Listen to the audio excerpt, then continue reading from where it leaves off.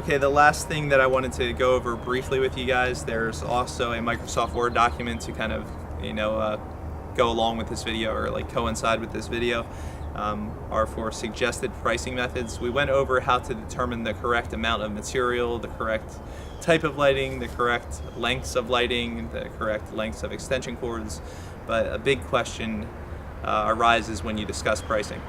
So there's two methods that we've used in the past. One is a little bit preferable over the other. The first one, which we don't really, we kind of shied away from, is to price our work per hour. But you tend to kind of underbid your work and undersell yourself when it comes to that. So the method that we currently use is to price our work per linear foot. And what that means is as many feet of lighting as you install, for each foot of that you charge. Our price ranges from $2 to $4 for installation per linear foot.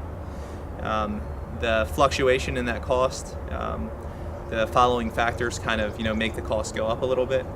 If it's difficult to access the work area, like there's trees up against the house, or if there's like real sloped sides on the side of the house where it's going to be difficult to set up your ladder, the price bumps up a little bit to maybe $3 per linear foot.